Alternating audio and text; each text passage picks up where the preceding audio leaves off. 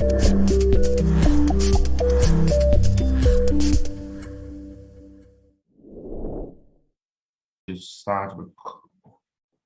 going to start recording now so that we have the benefits of the replay. So I've started recording. So whatever businesses you are in, one thing I've come to learn over the years is that the principles remain 100% the same. Now, application of these principles might be different from industry to industry. The strategies we apply might be different from industry to industry. However, beyond the nitty-gritties of the details of how we apply strategy, one thing is very clear. The basic and primary principles always remain the same. And because those basic and primary principles always remain the same, what it means is success in one industry can be replicated in other industries. Success in one area can be replicated in other areas because the principles are the same. So it's the only primary thing that will happen is how are the principles applied, right? How are the principles applied? So for example, there are strategies that you're going to use. For example, if you were going to sell to people what they call grassroots, so you want to sell to people in the rural area, there are strategies you're going to use. Because why? If you look at those people, they fall under a particular category. You already know that they also have an income level, an income cap they are working with. So that means if you're going to bring solutions to those set of people, you have to put that into consideration when you create, when you see an opportunity for them, you want to take advantage of an opportunity.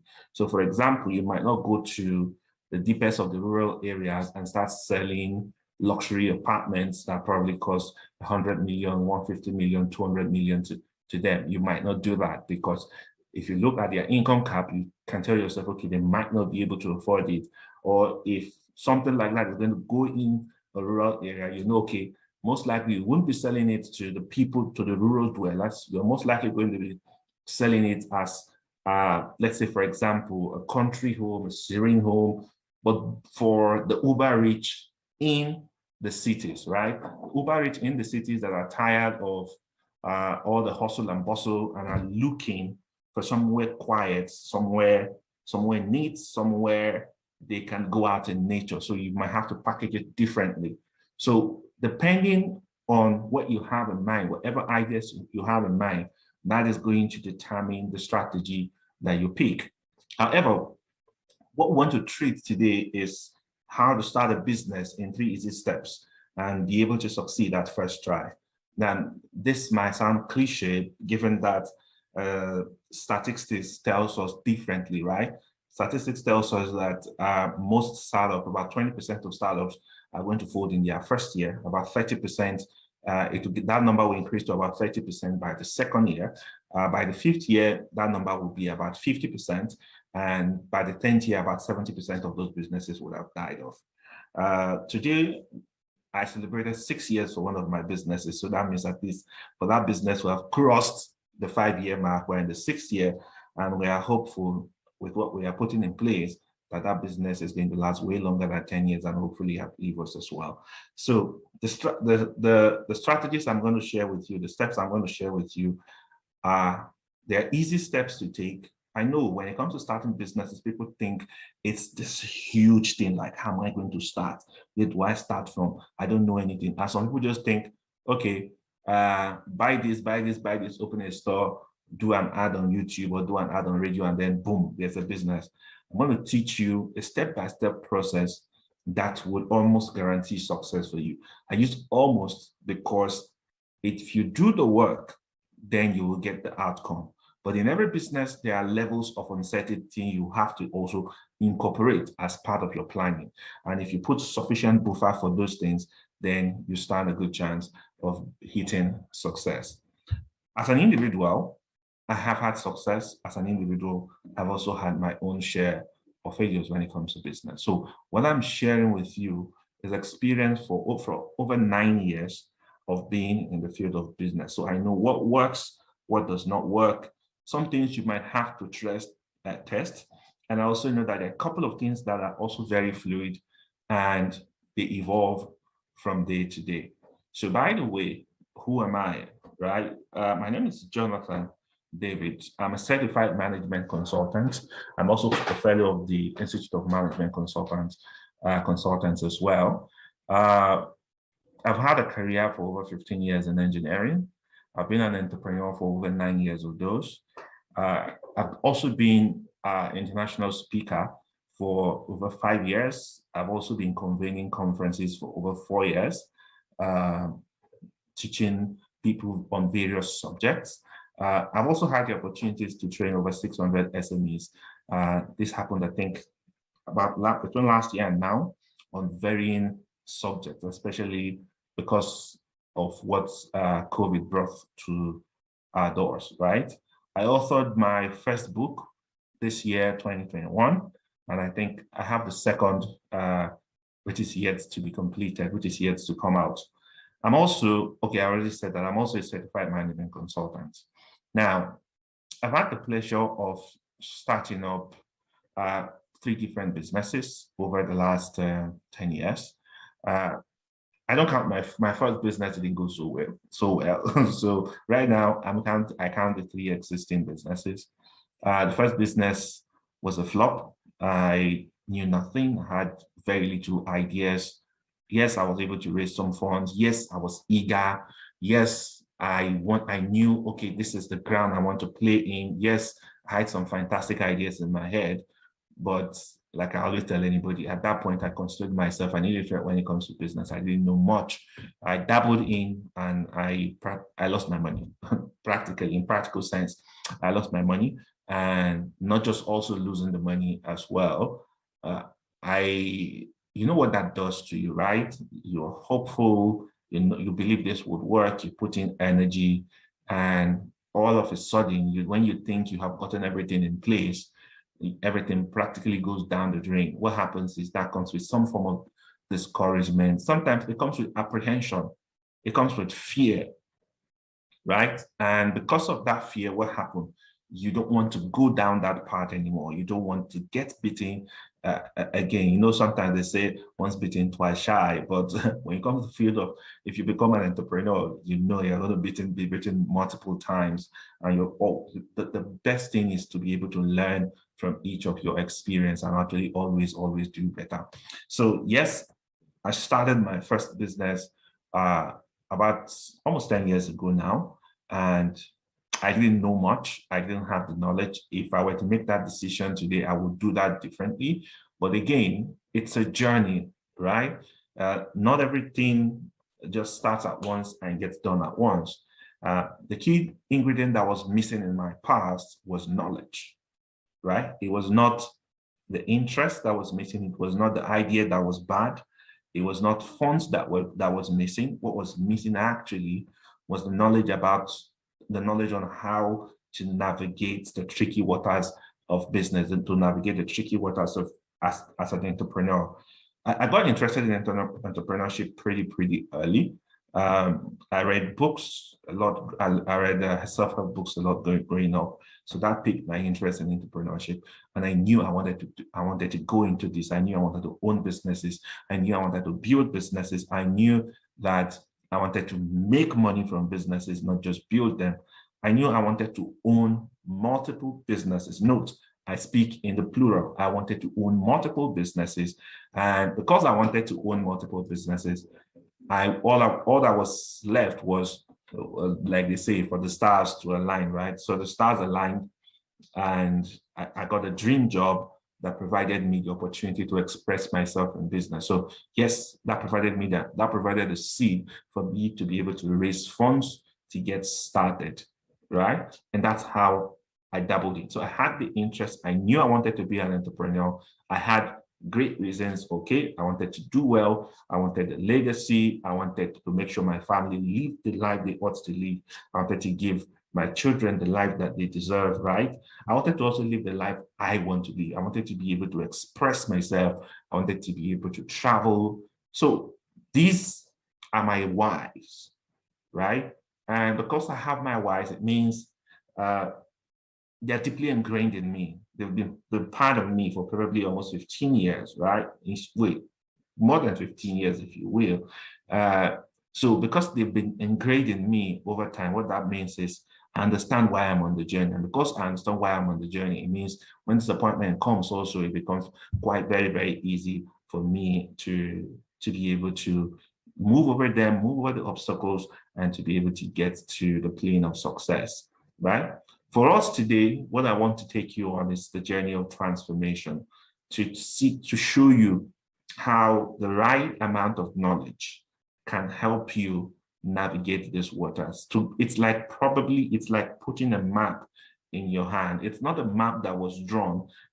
That was drawn only because one looked at some document. I'm talking about giving you a map that someone that's traveled that route is creating for you. So the person understands the potholes, the person understands the hills, the person understands the valley, the person understands the places you're going to, the tricky places to avoid.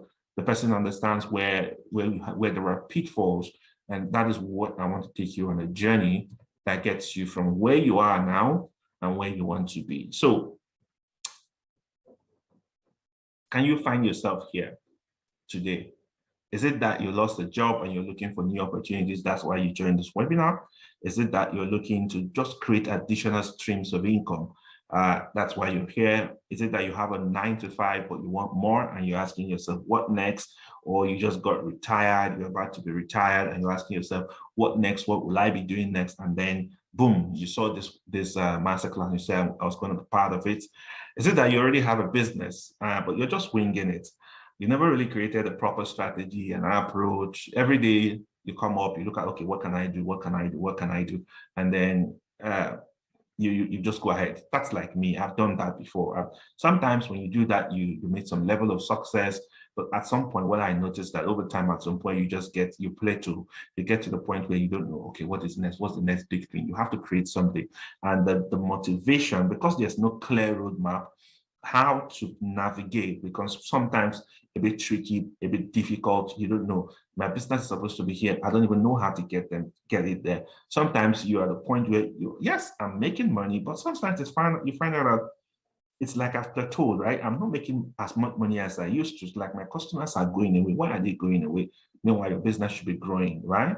Sometimes it's just like the market has changed and you're asking yourself, so what am I going to do differently to be able to remain in this market or be able to pivot onto something else?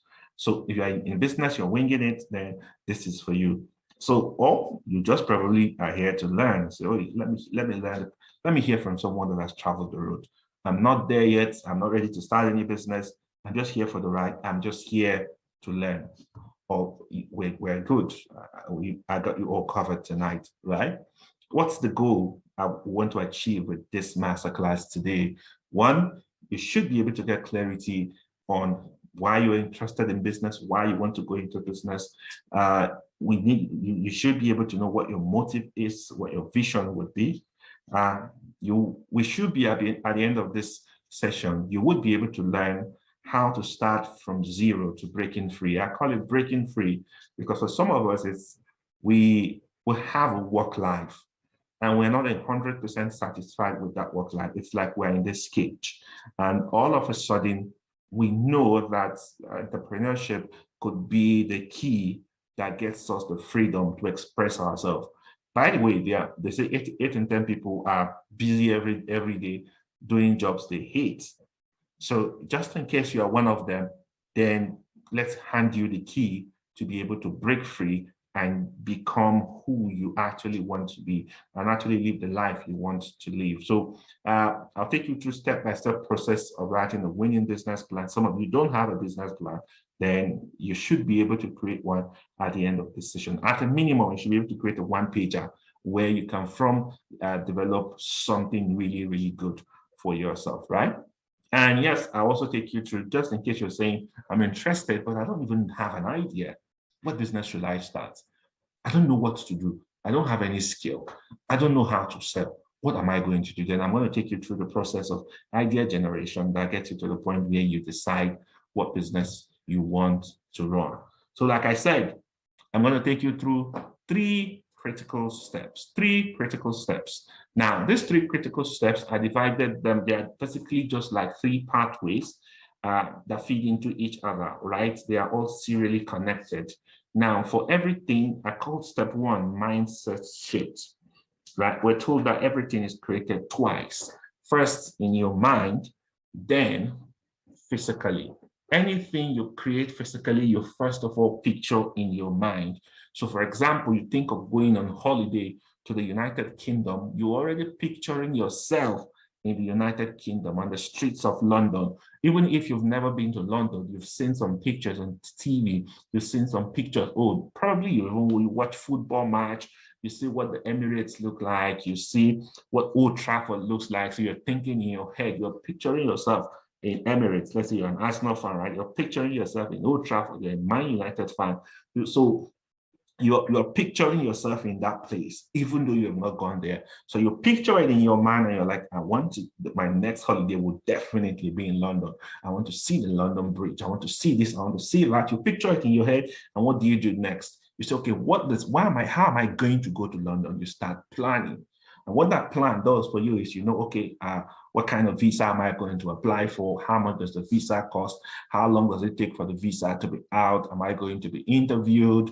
How much does the ticket cost? How much does the return ticket cost? The locations I want to visit, what's budget? What should I plan for? What budget should I plan for sightseeing? What budget should I plan for accommodation? What budget should I plan for food? What am I going to be eating while I'm there? So you go into the planning stage. And when you're done planning, the last part is execution, right?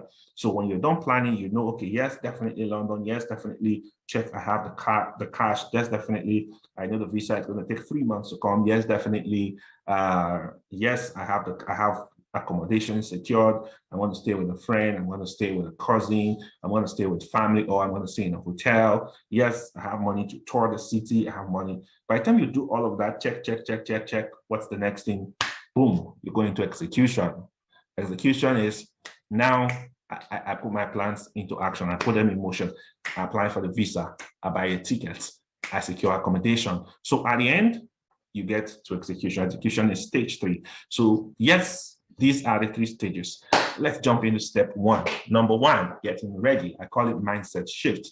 Everything we say is created twice. It's created first in your mind and then out there before you go out there. So when we say everything is created in your mind, the question is, what is the state of your mind? That's the first question I want to ask. What is the state of your mind? What's your perception when people talk about business? When people say, I'm a businessman, I'm an entrepreneur, what is your perception? Do you think you can cut it? Do you think you can make it, right?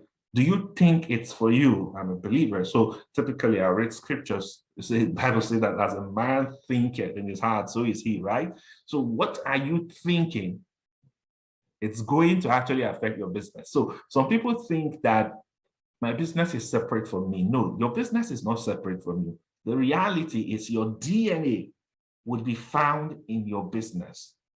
You're going to bring your personality to your business. If you are persistent, it's going to reflect in your business. If you are punctual, it's going to reflect in your business. If you are the kind of person that is inconsistent, it's going to reflect in your business.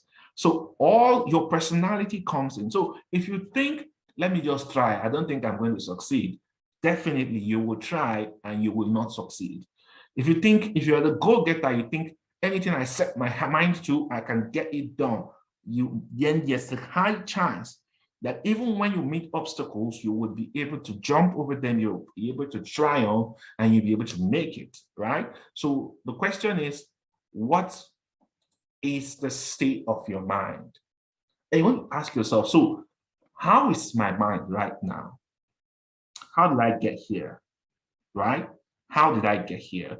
It could be that, okay, I'm 50 now. I've spent the better part of my life working, but I look back at myself and I said, when I was growing up, when I was setting out the course of my life, I did not envisage that at 50, I'll be at this point in my life.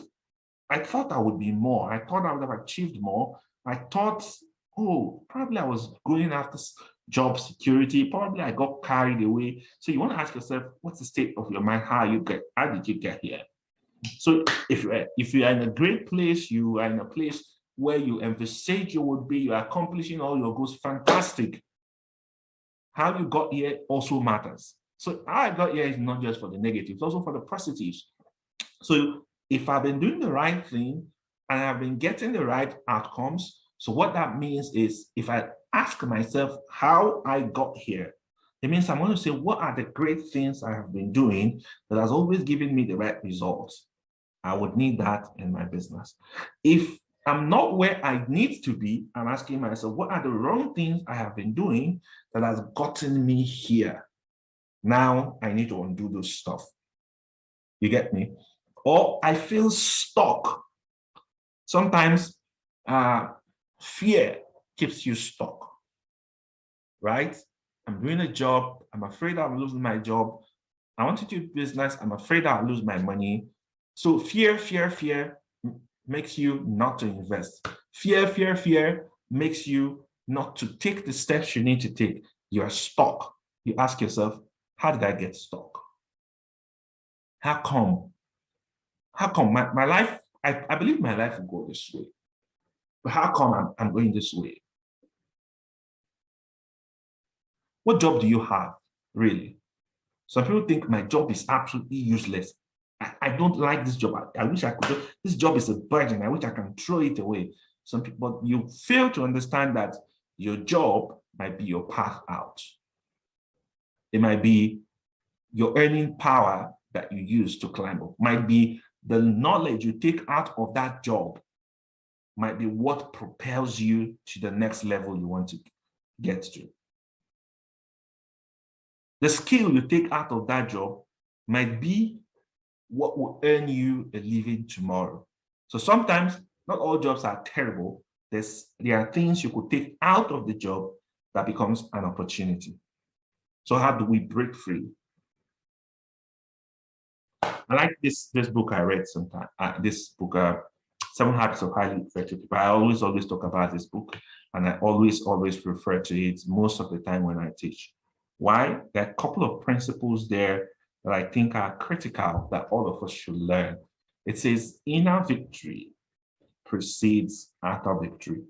Now, what does this mean? For example, so if you go ahead and look at that book, one of the principles, one of the habits that is shared in that book is simply said, put, it says be proactive. Now, what does being proactive mean? To be proactive means to anticipate. To be proactive means to plan. To be proactive means to be strategic. To be proactive means don't leave things to chance.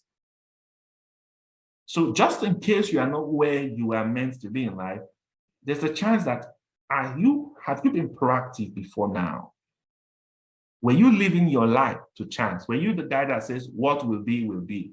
My brother, my sister, what will be, will not be. Life has to be intentional. The trajectory of our life has to be planned out. The trajectory of our life is determined by both our action and our inaction. Okay? Another of the habits there, one of the habits there again, that now deals with the external says, seek first to understand, then be understood. So that talks about relationships, right? How do you interact? So you're going to go into the world of business. You're going to have clients. You're going to have all kinds of clients. You're going to have nice clients. You're going to have nasty clients. You're going to have crazy clients. You're going to have those that you can't just satisfy. So the question is, how are you going to manage them? Or are you afraid? I think I talked much about fear this week, such that even when my colleague was putting out something this morning, I was saying, this one will keep talking about fear this week. Before we spread the fear everywhere. The question is, what's your greatest fear? What's your greatest fear? Fear of losing? Fear of failing? Fear of not making it? Fear of rejection, fear of not having sufficient clients. What's your greatest fear? How can you manage it? What limiting beliefs do you have? What's the most money you've made? If I ask you now that do you know you can make $1 billion? Some people say, no, I don't want $1 billion in my life. If I can just make 5 million, I'm satisfied for life. It's limiting. Some people believe that I cannot succeed in business. It's a limiting belief. Some people believe that anything I do, nobody buys it. It's a limiting belief. Some people believe, I know I cannot buy a new car in this my life. It's a limiting belief. Some people will say, I know I cannot build a duplex in this my life. I cannot make enough money to build a duplex in this my life. It's a limiting belief. So what happens? Because you have this belief in your mind, you naturally, so when people are looking at duplexes, you don't. It also means when opportunities come that could have earned you the chance to build a duplex, you will not look at it. Because subconsciously, your mind has said, that is not meant for you. I give you an example of what happened in the class I attended. So I just finished a course with one of my coaches, right, Steve Harris. And when I was done, as part of the course, on week 1, we had a challenge. The challenge was this. He said, go to a 5-star restaurant or a 5-star hotel in your city and have lunch or breakfast or dinner, whichever you choose. Challenge number 2, go to a car stand where they sell brand new cars and go for a test drive. So don't worry, nobody knows how much is in your pocket. Just go. You know why? Your mind cannot tell the difference between a perceived thought and reality. And sometimes for your mind to change, you need an experience to trigger that change. So when he says sit in a brand new car, you've already programmed in your mind subconsciously, I know I can never buy a brand new car. So therefore, what happens? You sit in the car and then you ask for the price. You smell the leather. You start the car. You go for a test drive. It's an experience. And that experience can trigger something else in you that says, it's possible. It's possible. And then once your mind can say it's possible, automatically your senses, your heart, your brain goes to work to start looking at what can make it possible? How can it be possible? What can I do to get to that spot?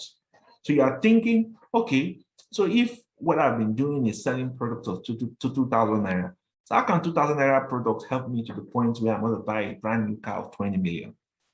So you are thinking, so that means of selling to 2,000 naira products, what if I start doing wholesale? What if I start producing in bulk? So before you know, you get to the point where you become even much more productive because a limiting belief has been taken off. The question is, why am I saying this?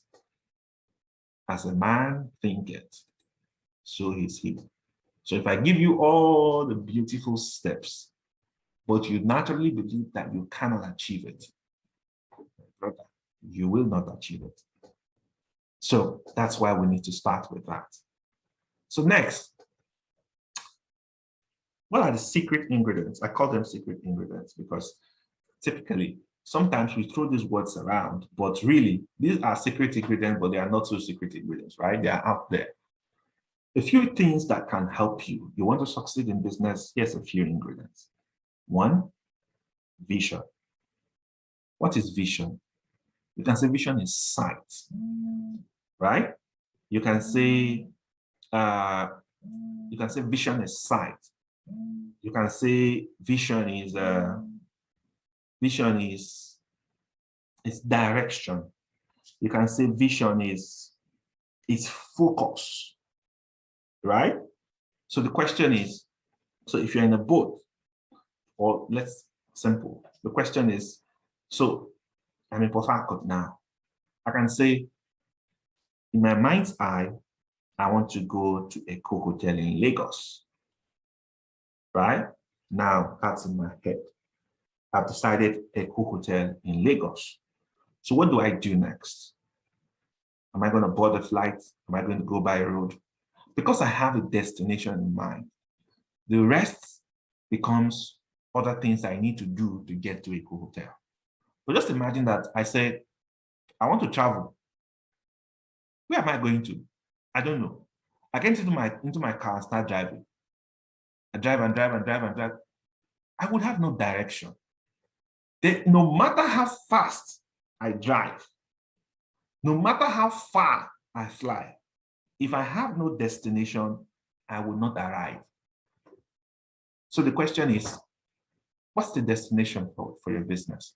If you have one, where do you see your business in years to come? What's the destination for your business? Right? How will you know that you have achieved success in your business? Or what's the destination for the business you are planning to create? So if you don't have one, note that one of the primary things you must have written down, not in your head, written down, it's what's the vision for this business. And please, don't worry, you don't need to see a 100-year vision. You don't need to see a 50 or a 30 or a 20-year vision. Your vision can be for 5 years. Your vision can even be for 2 years. Start.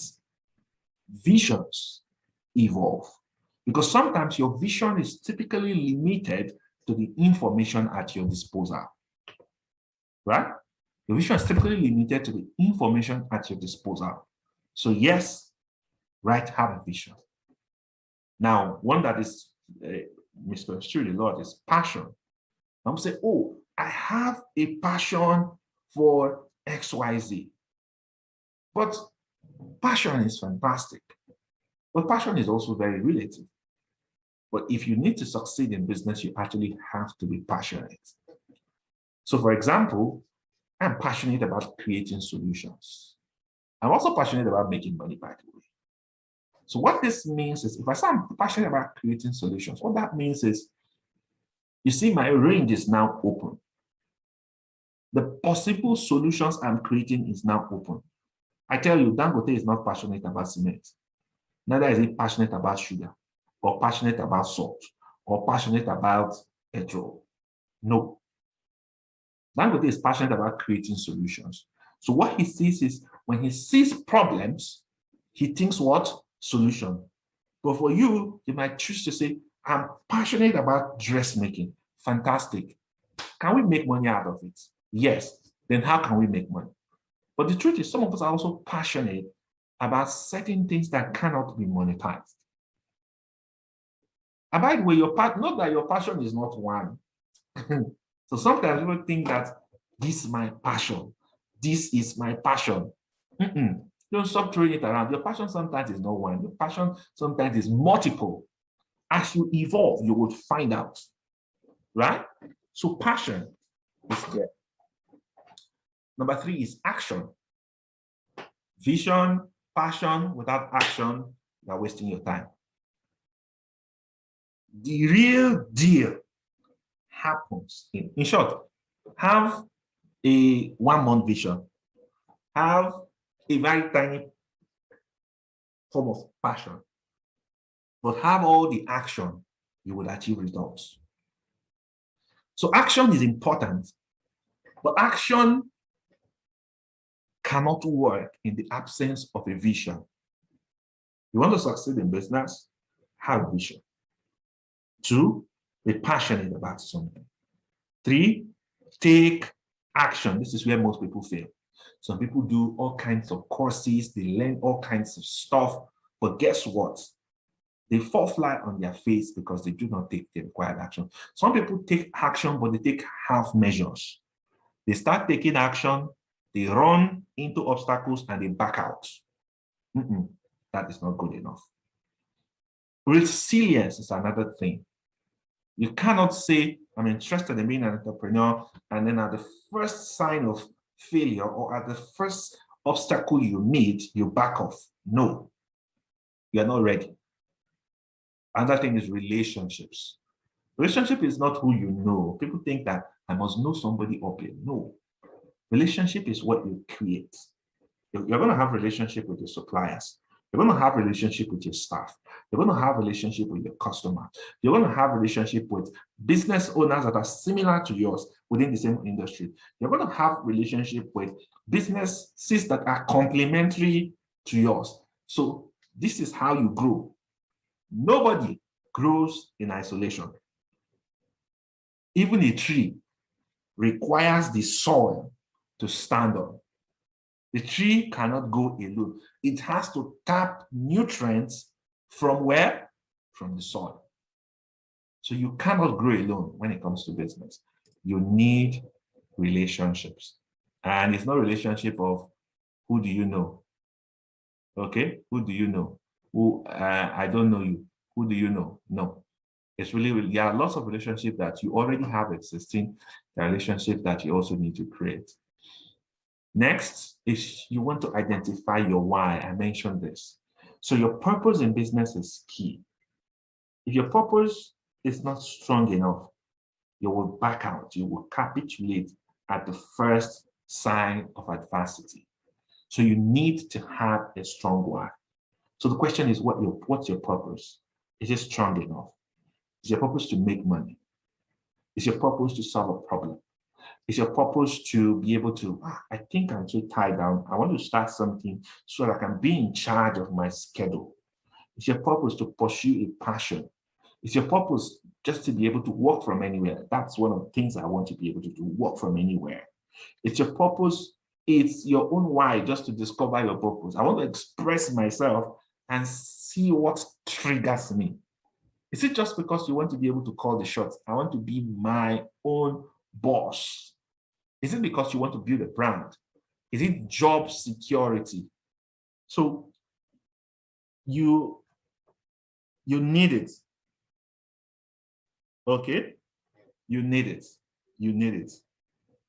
So you need a purpose to be able to get through. Okay? Another thing is, as part of your why, you need to know, okay, so now this is why I want to do this. I want to go into this business. So when I meet obstacles, how am I going to deal with it? You see, remember the habit I told you of to be proactive, right? So you are now proactive and you're going to anticipate. Okay, this is what I want to do, right? I want to go into the clothing business. So in the clothing business, what are the obstacles? I want to go into the grocery business. In the grocery business, what are the obstacles? Oh, power is a major thing. Farmer had that crisis, it's a major thing. So you're going to put all the obstacles in place. And because you know these obstacles will be there, even government can be an obstacle. Government policies can be an obstacle, right? That happened to Go-Kada, right? All of a sudden, government comes with policies, oh, we are banning all motorcycle movement, and guess what happened? That was it, right? So government policies is there. It can be obstacle. So if you're proactive at your early stages and you put down all the obstacles, what will happen is you would have been able to anticipate and create alternatives.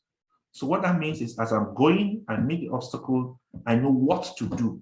I'm not confused. I'm not thrown off. I'm not in disarray because I put all my eggs in one basket. No, I anticipate the obstacles. That is part of my why. Because I know what I want to achieve. I'm putting what it takes to make sure I get there. We also want to learn from the mistakes of others. So some people think I failed in business. It's not a glorifying story that you failed. It happens. But the question is, what have you learned? So you don't have to learn all the lessons yourself. The question is, what can you learn from other people's mistakes? If you go online now and do lots of research, you're going to see the reason why many businesses fail. You're going to find out that one of them is, some of them, lack of capital, inability to raise capital. Another great part is some people create solutions that nobody needs. We create solutions that we think the customer wants, not what the customer actually wants. The customer should actually dictate the solutions you create. So you want to also learn from other people's mistakes. So don't go and create something in isolation. right? So we're getting to the hour mark. So I'll jump into step 2. Sorry, I'm just running through and I hope you're getting. So please go to the chat session and tell me if this is adding value. Are we together? Just go to the chat session and let me know. Let me know if we're together. Let me know if this is adding value to you. Go, go, go, go, go. I'm waiting before I find out that I'm talking to myself. Go in the chat session and tell me what you think. Tell me that if this is adding value to you, go there and let me know. So step number 2. So now we've done our mindset shift. We've reset our mind. We understand what we want. We know why we want it. We've settled our mind to say we can do this. I can achieve this. Note at this point, we've not even gotten to the point where you're talking about the business you want to do. You're just preparing yourself. Step 2 is to plan your business. They say if you fail to plan, you are planning what? To fail. So failing to plan is also a form of planning. The only difference is instead, you are planning to fail. So where does your plan start? It starts with what you want to do in business. So what's the idea? What's the business I want to go into? Palm oil production, real estate, right? Okay, I want to go into construction. I want to go into engineering. I want to go into consulting. I want to go into digital products. I want to go into groceries. I want to go into beauty products. That's still general. So the question is, you don't have to pick just one to start with. So you could go through the process of idea generation. Idea generation is simple. It's to list all the possible things you want to do. So for example, let me say you want to do a business that involves a skill you have. So I want to say, so because typically that's a good place to start. You don't have to start with something that is out there. You start with something that is close to home, something you have mastered. And even if you have not mastered anything, you can identify something that you can master and then go into business in that area. So for example, let's say you've got skills. So what you want to do is list all the skills you have. Let's say you list 10 of them, right? Then after you list them, what do? You arrange them in order of hierarchy. From the highest, the strongest you have to the least. And then the next thing is want to put next to them their ability to be monetized. What can we do with each of these skills? Side by side to all 10. And then arrange them in that order as well. So the strength of your skill and the stronger your ability to monetize, then you pick the top 3. From the top 3, you can now decide, okay, let's look at the market. Which one is the market? What is available in the market? Who is doing this? How are they doing? Are they making money? What's the size of the market? What's the pricing like? What's the profit margins like? Because you don't want to start something that it's not what you're worth, that the profit margins are not good enough for you. And what happens is that you become discouraged. And because you become discouraged, you now start asking yourself, oh, so now I don't think this makes sense. And that becomes a challenge for you. You don't want to get to that point, right? So you have to be able to create that idea. You have to be able to curate that idea and pick the best, right? So when you pick the best, that is where you pitch your tent.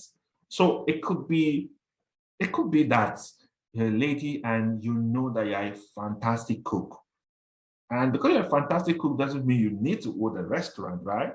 You could be designing recipes. You could be an influencer. You could be a food critique, right? So there are ideas around this. So if you bring that idea, we'll be able to break it down and then start creating for you in this area. So one of the things we see is people have this fantastic myth they have in their head about what they call a big idea. Everybody's thinking of, okay, I need to create an original solution. Okay, I want to be the first person. You don't necessarily have to start there. I want to be the first person that goes to the moon or to the sun. No.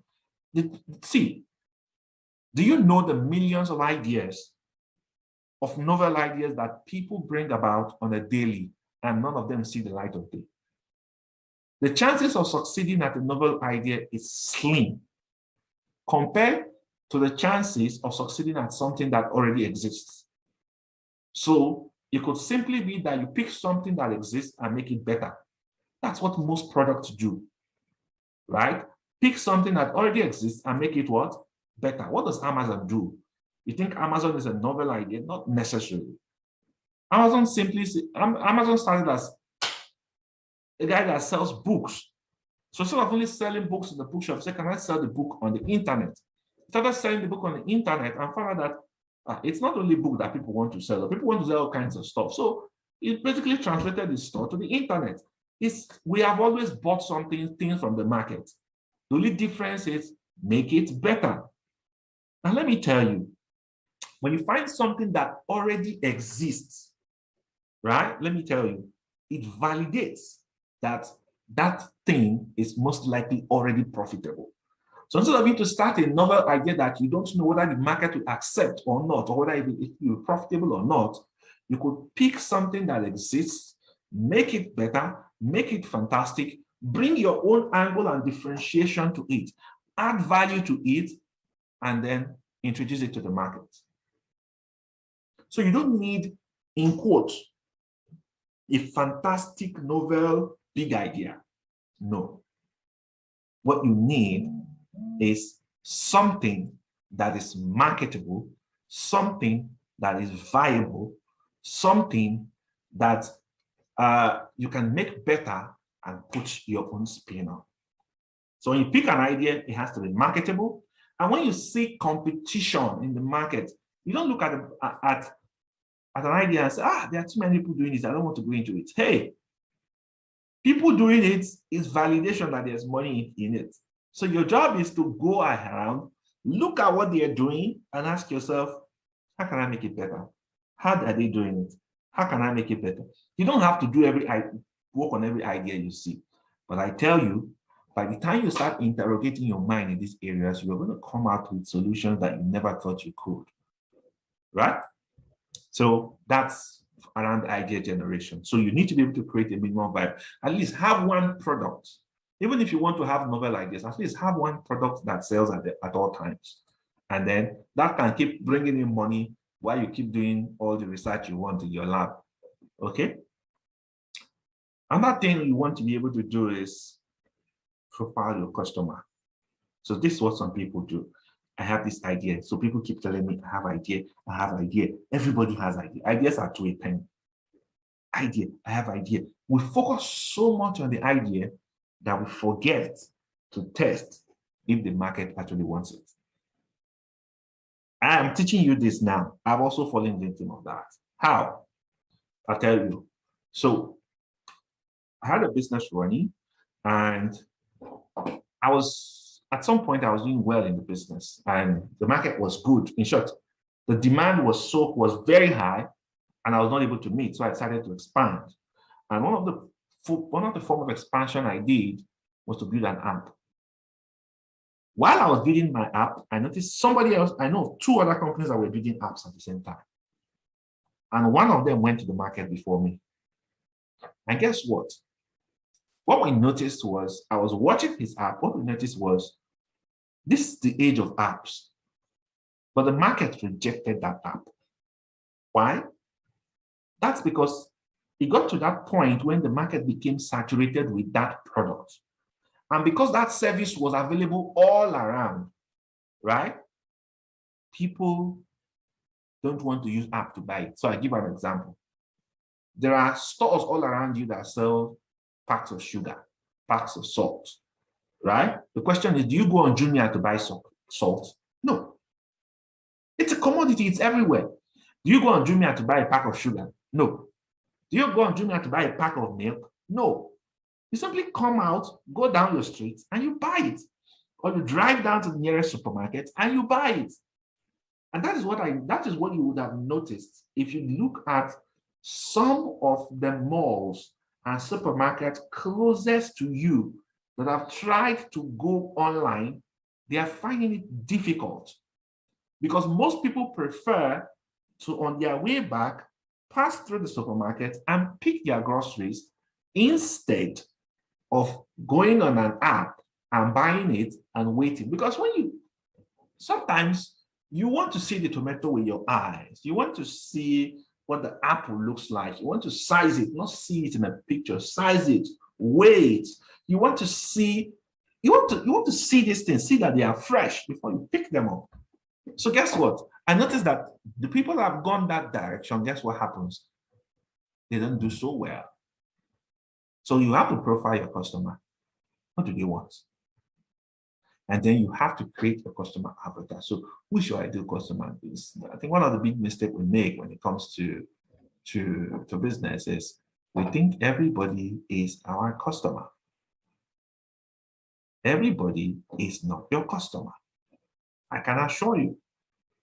So you could be selling to the wrong audience. Everybody is not your customer. Okay? So you could be doing a kind of business. And so, for example, I'm here teaching you. The truth is,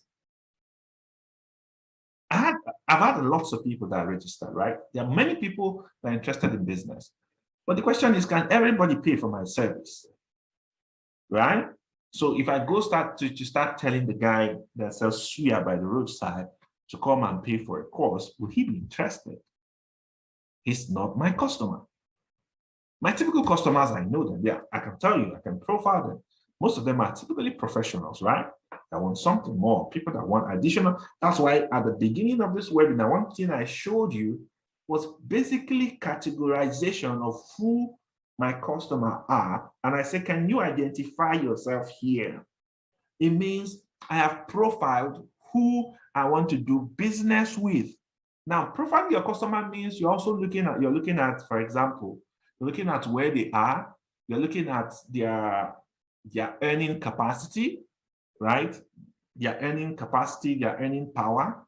You're looking at their current needs. You're not looking at what they might need. You're looking at their current needs.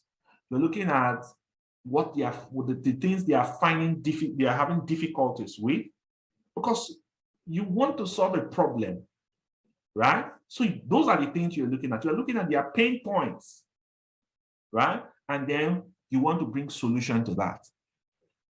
And even though you have determined that you have profiled them that they are in that gap, sometimes you also need to test, right? So sometimes you see businesses, they say, well, at the testing phase, what do? They create the solution and pick maybe 50, 100 people within that category of people they've identified as their customer, and they say, take for free, test for free. Or sometimes they do questionnaires and come to you and say, if I were to offer you this, would you be willing to pay for it? Just to test that the product is a fit and get feedback before dumping a ton of money in it. So profiling your customer is key, right? Then next, you want to create a winning strategy, right? What's a winning strategy? Winning strategy is basically putting your plans together. Know that all the things I've mentioned, all of them are practically research work.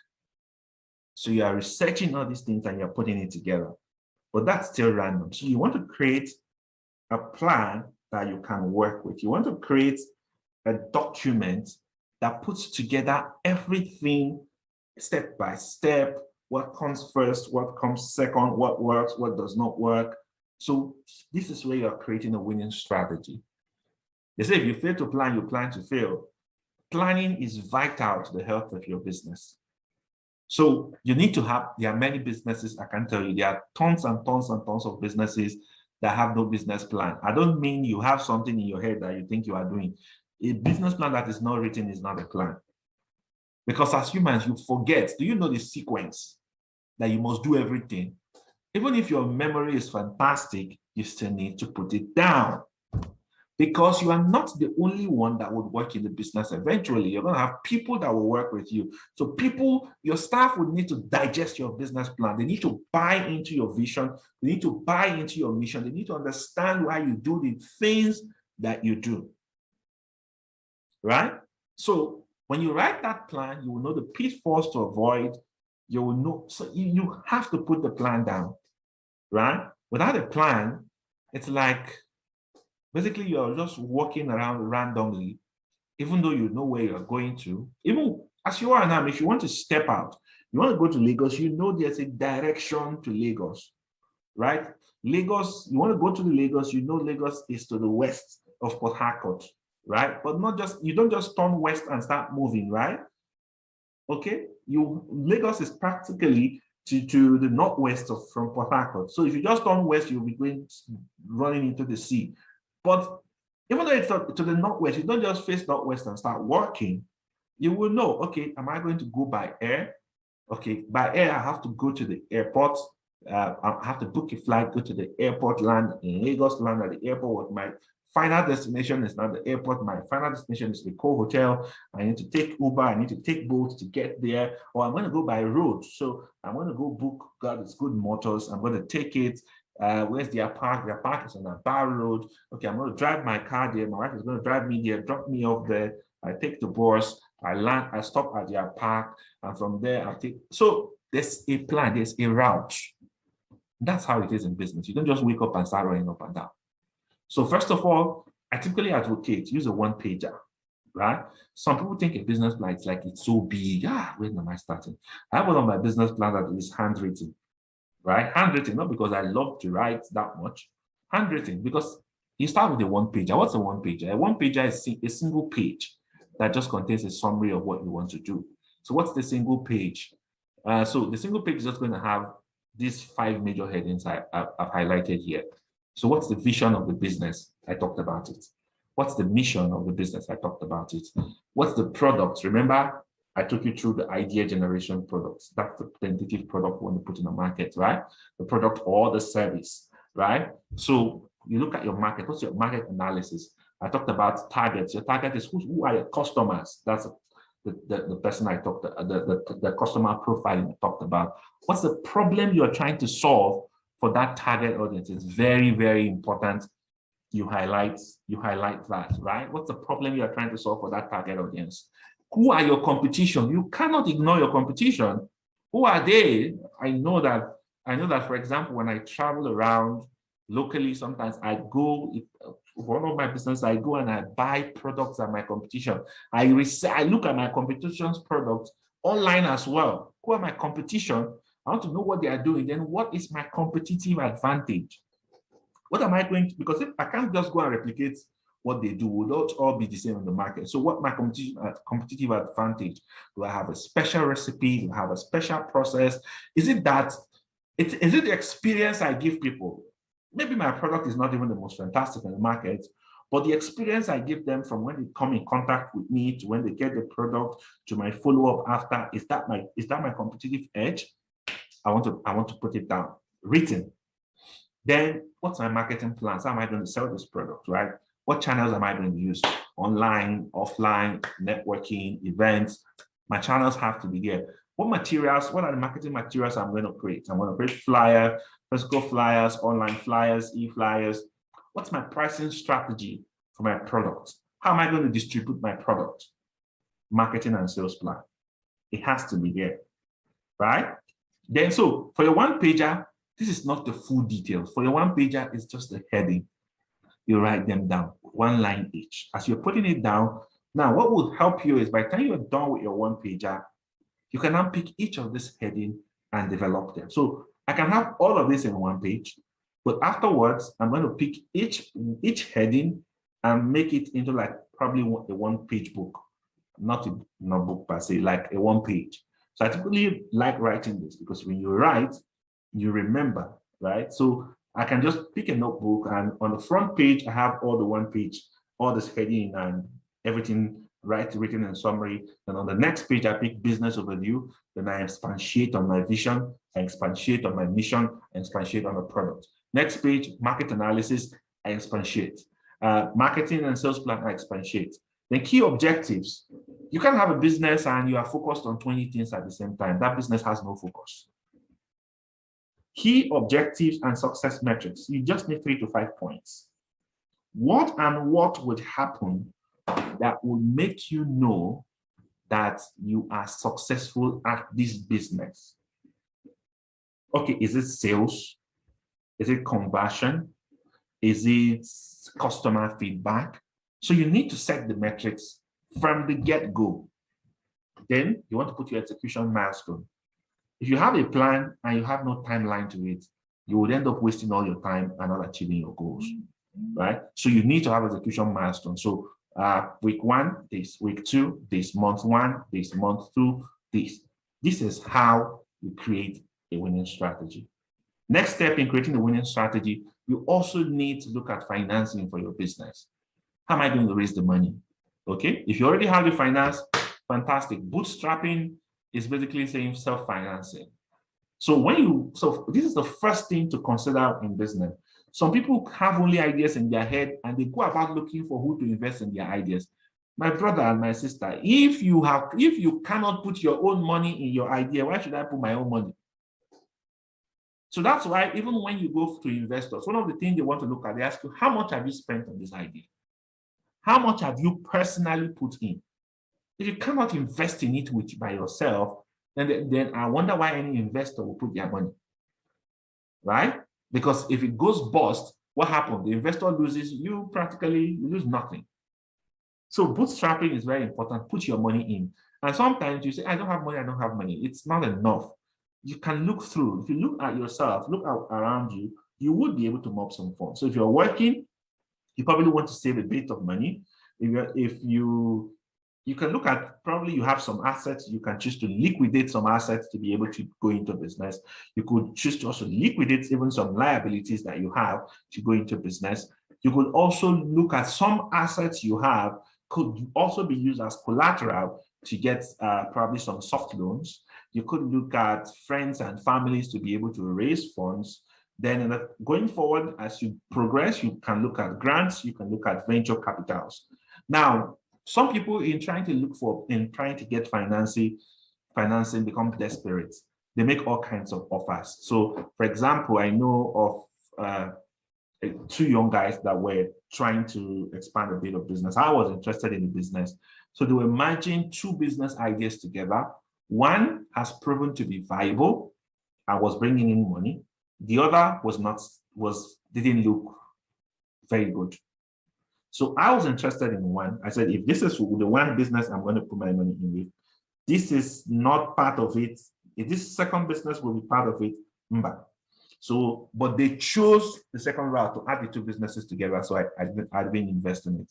I know that people invested in that business. So they went about saying, okay, put this money, we'll give you this return on investment, put this money, we'll give.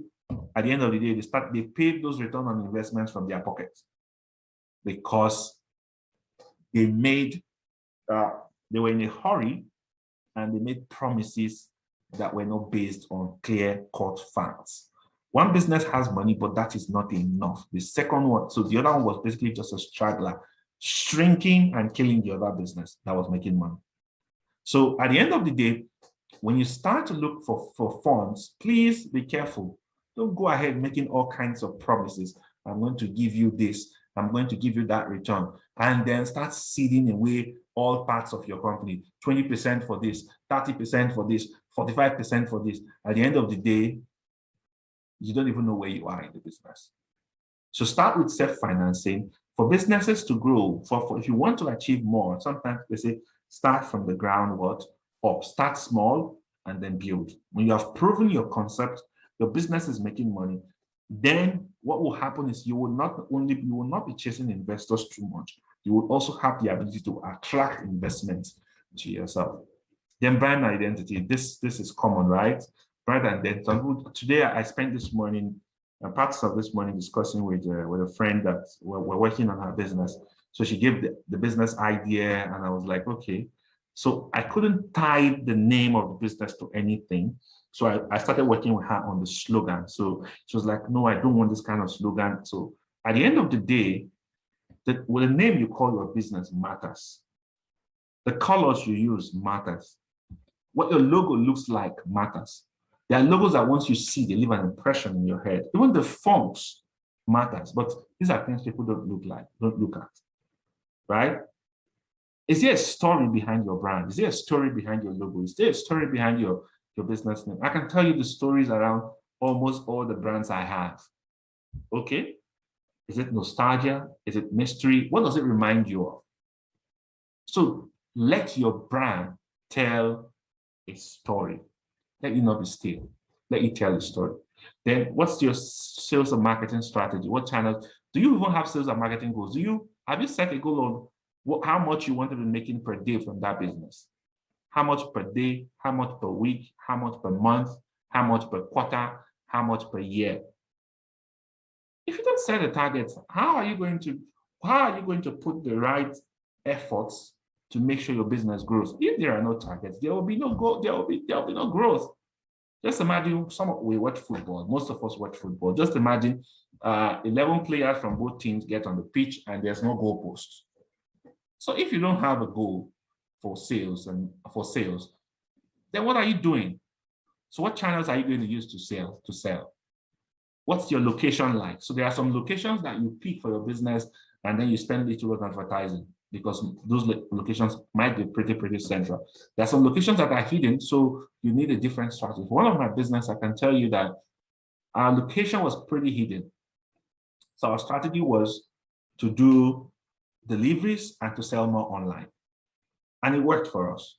At some point, we've put the business out from the hidden location so that we can even have additional both offline and online sales. That is growth. Okay, so do you have digital presence? What's your offline strategy? Some people think everything is online. Online is fantastic, but offline strategies are there. What fairs are you attending? What festivals are you attending? Are you doing anything around experiential marketing? Right? Do you create your events so that people will come and experience your products? Do you give out things for free, bonuses, promos, so that people can test your products and then come back to you? Right? We know the typical case of freemium in Nigeria, right? You go to the suya spot, the man gives you a bite. How many of us will take that bite and not buy? We'll eventually buy. Do you have a budget for advertising? You have to have one, right? Do you make use of social media and social media marketplaces?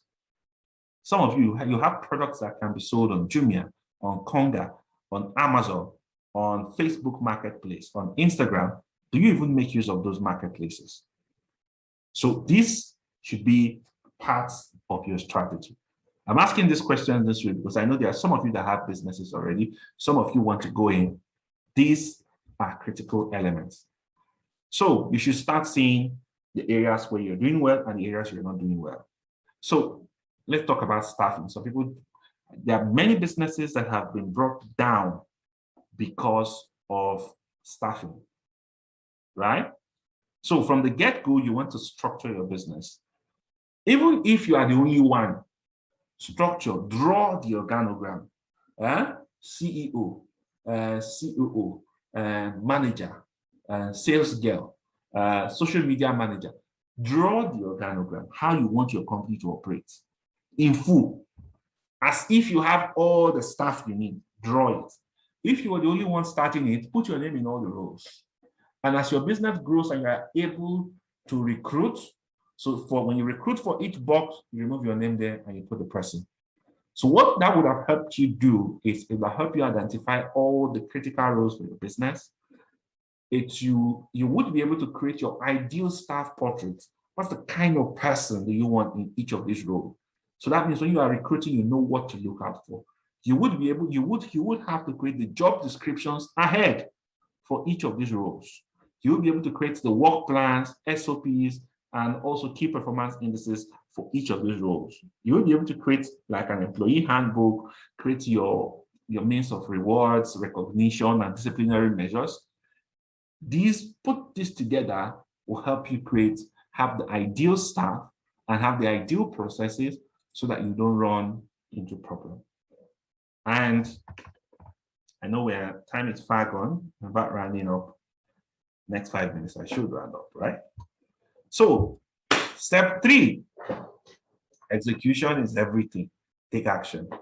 All what we'll be looking at is planning, writing it down, right? That to say, write the vision and make it plain upon tables, right? Write it down.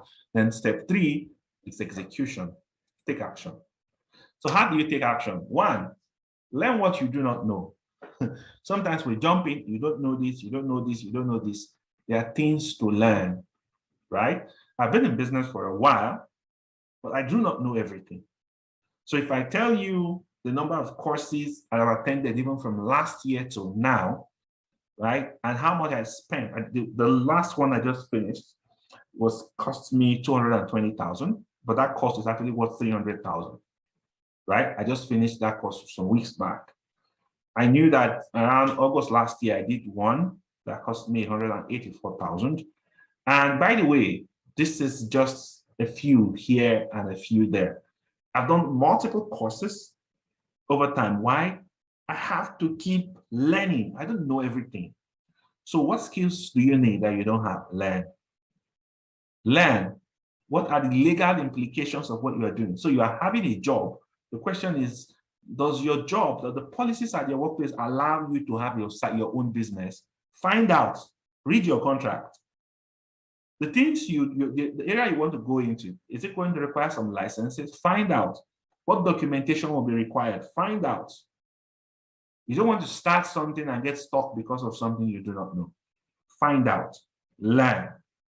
Then create a launch strategy. How are you going to start this business? So you put everything together. You have the fine, beautiful place. How are you going to start? Are you just going to open your door? No, now. So you could create a launch strategy. Even if it is friends and families and loved ones that will come and open and become your first customers, create a strategy for that. So what you want to do is create a strategy, publicize your opening day, get people to come in or to reach out to you. You could pick 3 to 5 people. Let's say you are offering a consulting service. You could choose to say, okay, well, doors are open. So the first 10 people that send me a message, for example, the first 10 people that send me a message, I'm going to provide you my service 100% free. What are you doing? Those 10 people come in, you provide them your service 100% free. They provide fantastic reviews for your business, and it goes there and shows that you have some experience in doing this.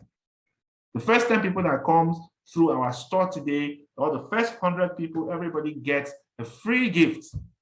What are you doing? You're trying to create an experience. So you make sure you target your ideal customers, that those are the people that will come through at your launch. Your launch could be online, it could be offline, anyhow. Have some bit of launch. Create memories and stories with it. Create pictures, take videos, because this is how you're going to showcase your brand. Your brand matters. And if you create a beautiful launch strategy, most likely you're going to get your first set of customers walk in through that strategy. And yes, you don't just open your doors and stay in. There are people that already know you. There are people that trust you. Those are the first people you want to advertise to. Reach out to them. Oh, I've started a business, come patronize me. You get 50% discount, you get 25% discount. Note, it's not about profit at this stage. It's about getting people to know that you're there. It's about getting people to work with. So you do that. You want to put some bit of advertising, right? Advertising, social media advertising, radio jingles, if you can, social media influencers, if you can. You want to get referrals, right? Those people that come and take freemium for you, that you probably give a 100% discount. Tell them, okay, I give you a 100% discount, but you're going to refer me to 5 of your friends that need the service. And those 5 are going to pay, or those 5 are going to get 25% discount. You want to look at collaborations and strategic alliances, right? Sorry. We have a lot of these going around, right? Sometimes you see that picture of somebody in traffic, right? One person is selling gala, and the other person is selling cold drinks next to that person. And you're saying, wow, because if you buy this, you're going to need this, right? It's like the bread and the tea relationship. So, and yes, one thing you must know, you have to be able to deal with rejection at this stage. You're starting out, not everybody's going to say yes to you. In short, one of the things I learned is learn to get 10 rejections every day or more. Because the more rejections you get, the closer you are to getting a yes. Okay? So you must learn to deal with rejection as part of the process towards success. And do not stop there. Look at your process. What is working? Work on it. What is not working? Look at it. What needs to be improved, look at it. You cannot remain static. If you remain static, you're going to burn out. Okay, fantastic. Just before I round up, yes, I would love to take some questions. I have a fantastic offer for you guys tonight. So if you stay put, then you might get the value that I'm going to also give to you in addition to this. So let me see who I have here. Ekene, Igbokwe, Florence, Grace. I hope this adds some value to you. Samuel, Kola Wale, Paul Tega. I hope this adds some value. So, any question? Curtis, are you still here? I think Curtis has dropped off. So, let me know if you have any question. Any question, guys?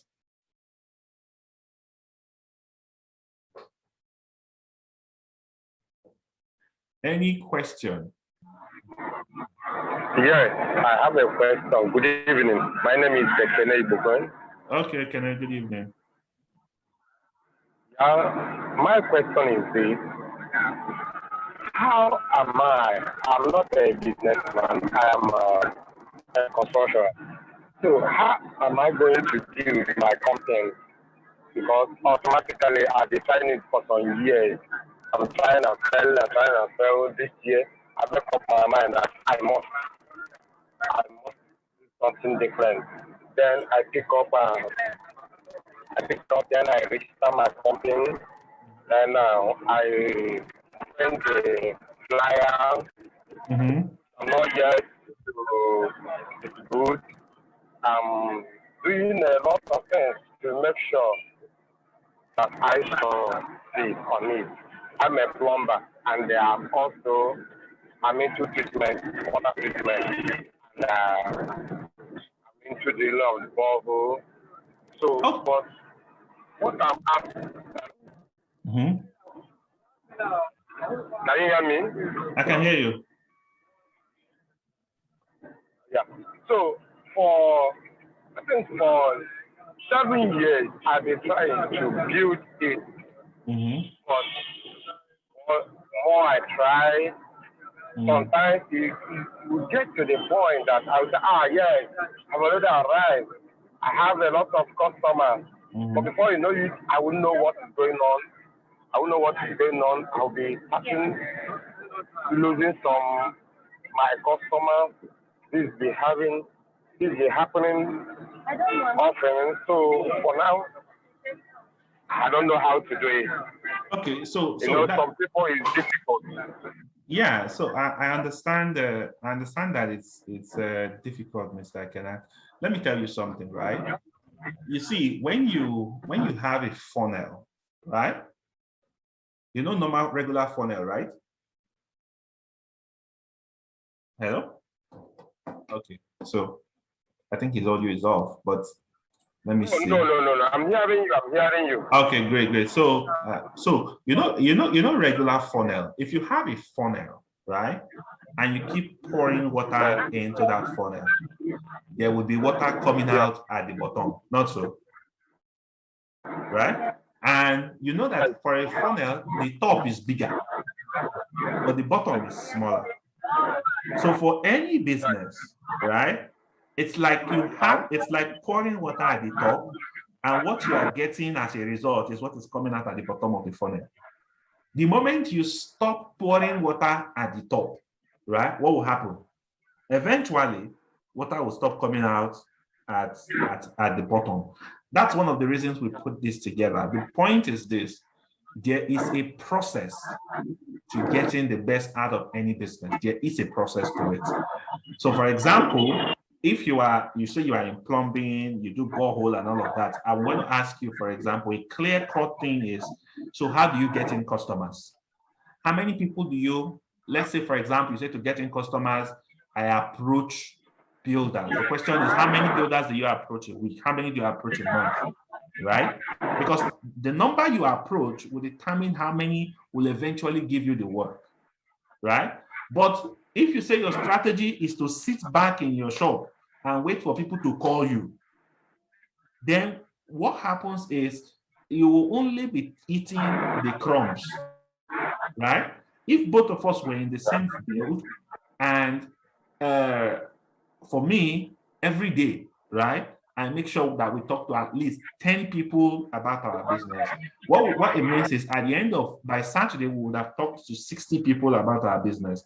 There's a chance that out of that 60, even if it is 2 or 3 that, or let's say 5 do business with us, we're in a good place. So it means there will always be work to do.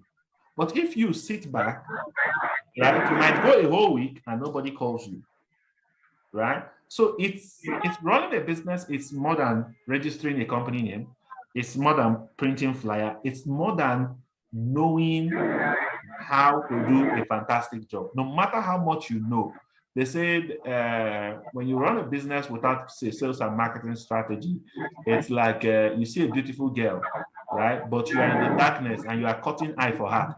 She will not even know what you're doing, right? Only you will be the only one that knows what you are doing. So, Mr. Ekene, that is why, right? That is one of the reasons we're here. So I hope that helps. You need a strategy to bring in people. Now, note that not everybody you talk to would accept, right?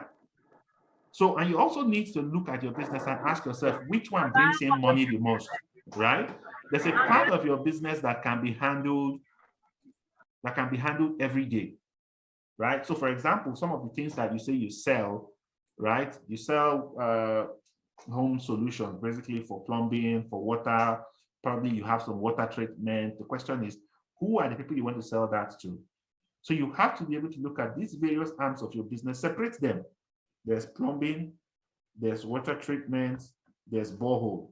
Who needs my service in these areas? Where are they? And how can I approach them to do business with me, right? So which of them can I utilize digital solutions for, right? Which of them can I utilize digital solutions for? So for example, if I look at what you've told me, for your water treatment systems, naturally, you could easily utilize digital solutions for that. Even for your plumbing, you could do that as well. Make that local, right? And even for the borehole services. So you need to know what collaborations do you have? Okay, do you have people that are building real estate? Those are very good people you could do business with as well. So, Mr. Akene, I hope that helps.